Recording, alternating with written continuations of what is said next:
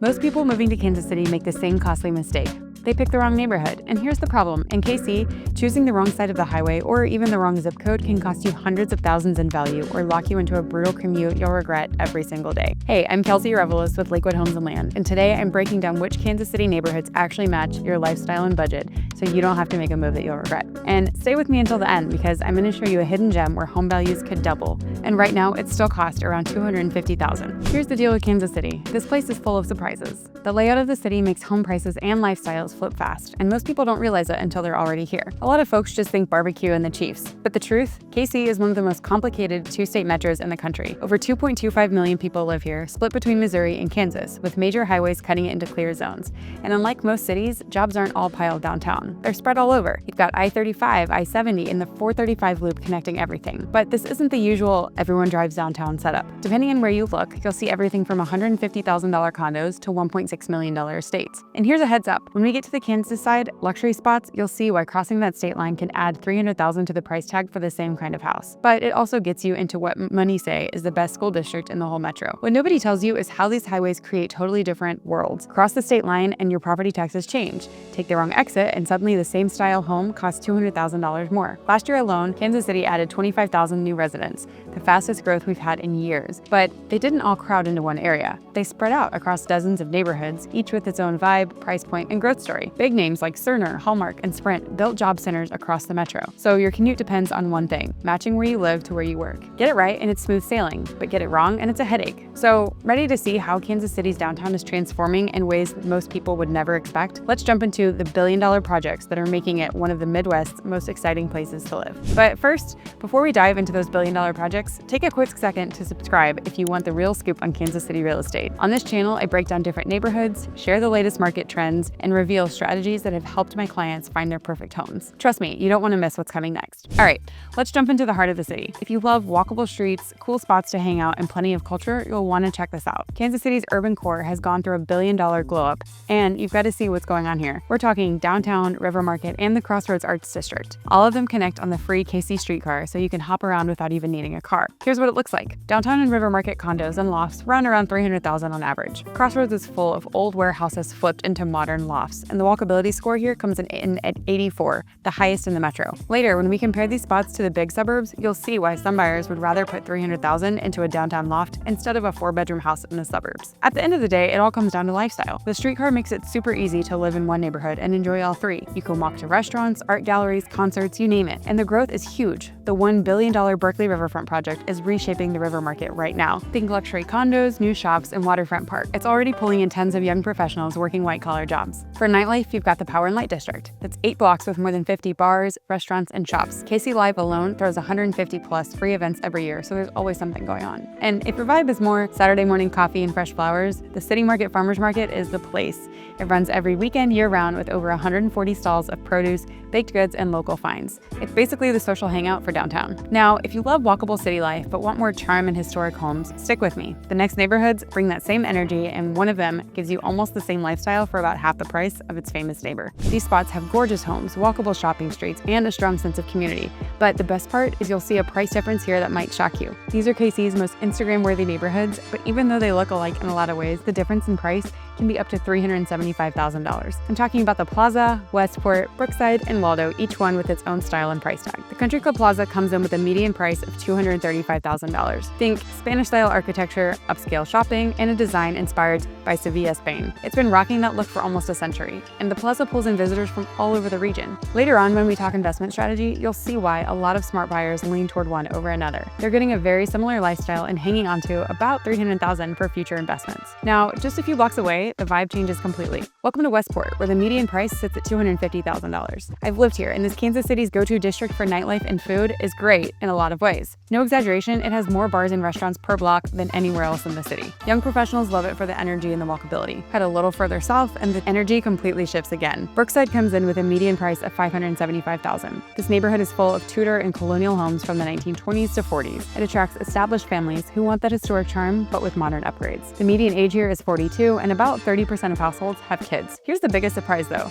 Waldo. Median price is just $270,500, and yet the lifestyle feels almost the same as Brookside. You get the same tree-lined streets, local shops, and tight-knit community. Both have walkable business districts too. But if schools and bigger families are higher on your list, stick around. I'm about to show you 3 Missouri suburbs where your money stretches further and you still get access to some of the top-rated schools in the metro. If you're looking for the sweet spot between price, schools, and long-term growth, these Missouri suburbs really stand out. And one of them is set for major appreciation over the next 5 years. Lee Summit, Blue Springs, and Liberty all rank high for value. Each one has A-rated schools, strong test scores, and a family-friendly feel. Lee Summit comes in with a median price of around $385,000. The school district is ranked number 2 in the metro and has even earned national awards. Families here have median incomes close to $100,000, so it's a magnet for professionals with kids. And later on, when we get into hidden value areas, you'll see why some investors are leaning towards Missouri instead of the pricier Kansas side. They're getting a similar lifestyle for less than half the cost and putting themselves in a position for stronger appreciation. And speaking of value, take a look at Blue Springs. The median price here is about $300,000. The district has 20 national blue ribbon schools and holds the number 3 spot in the metro. Students here consistently score above state and national averages, and families love that you get great schools without the high price tag. Then there's Liberty, with a median price of $325,000 and 2% year-over-year growth. What sets it apart is its future growth. The Northland is expanding fast with big development projects already underway. All 3 suburbs offer large lots, newer homes, and plenty of family-friendly amenities. Most households are professional families who care more about schools and space than nightlife or walkability. And here's the bonus: tax savings. Clay County, where Liberty sits, has a 1.33% property tax rate compared to 1.38% in Jackson County. On a $400,000 home, that's about $200 saved every year. But if luxury living is still what you're after, stay tuned. Just across the state line, Kansas takes upscale to a whole new level. These neighborhoods rival what you'd see in high-priced coastal cities, but with some surprising perks that make the premium worth it. All right, let's talk about how the other half lives. The Kansas side is where a lot of Kansas City's wealth sits, and the numbers back it up. Mission Hills, Leawood, and Overland Park each show off a different level of luxury. Mission Hills takes the crown with a median price of almost $1.6 million. It's as exclusive as it gets. Historic estates, country club living, and homes designed by big-name architects back in the early 1900s. Every inch of it screams prestige. But here's the other part. Later on, when we get into strategy, you'll see why some buyers actually look beyond the obvious luxury spots. They're after the same kind of exclusivity while keeping a lot more money in their pocket. Head south and you'll hit Leawood with a median price around $756,000. This is family-focused luxury.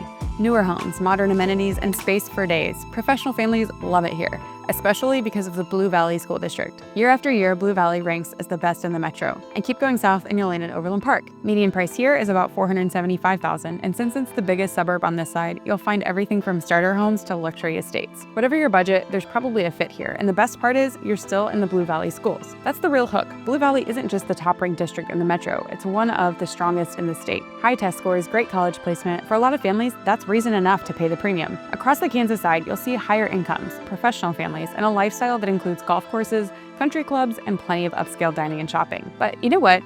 The smartest money isn't always chasing the obvious luxury. Next, I'll show you the hidden gems, the places most people drive past without thinking twice, but where some of the biggest long-term returns are hiding. Yeah, this is where real estate insiders are placing their bets. These under-the-radar areas mix affordability with strong growth potential, and most buyers don't even see it coming. While everyone else is focused on the well-known spots, there are 3 areas where home values could double over the next decade. Parkville, North Kansas City, and the broader Northland all offer something buyers often overlook. Parkville alone has a median price of about $585,000 with 2.4% appreciation recently. It has an exclusive small-town feel with a historic downtown full of shops and restaurants. It sits along the Missouri River, giving you charm and convenience close to Kansas City. And later, when we get into investor recommendations, you'll see why Parkville could offer stronger appreciation than some of the premium Kansas neighborhoods without that $1 million entry price point. Just east, North Kansas City has a median price of about $250,000. Old industrial areas are being turned into condos, shops, and restaurants right now. Early buyers are getting in before the mainstream rush. The larger Northland area also brings easy access to Kansas City International Airport, just 19 miles or about 20 minutes away. That makes it a solid choice for frequent travelers. Prices are still accessible, but not for long. Growth here is fueled by new infrastructure.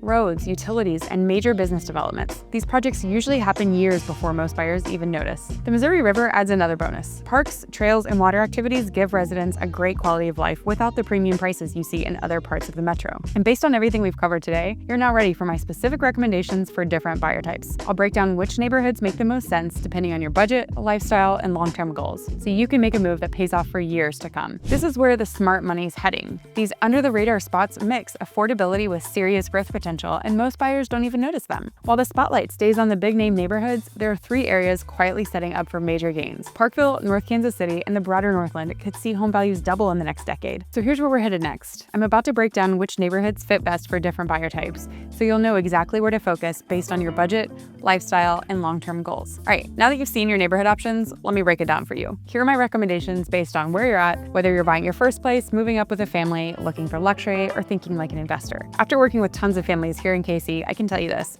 your budget, lifestyle, and long-term goals are what matter most. If you're a first-time buyer with $200,000 to $350,000 to spend, check out Waldo, Liberty, or downtown. Waldo has historic charm and prices that don't break the bank. Liberty gives you that family-friendly suburban life with solid schools, and downtown is perfect if you want walkability and an urban vibe. For a growing family with $350,000 to $500,000, look at Lee Summit, Blue Springs, or Liberty. Lee Summit and Blue Springs are tried and true with top-ranked schools. Liberty's the one that mixes good schools with big growth potential. And if you're a luxury buyer with $500,000 or more, I'd point you to Leawood, Mission Hills, or Brookside. Leawood has modern homes with all the updates and great schools.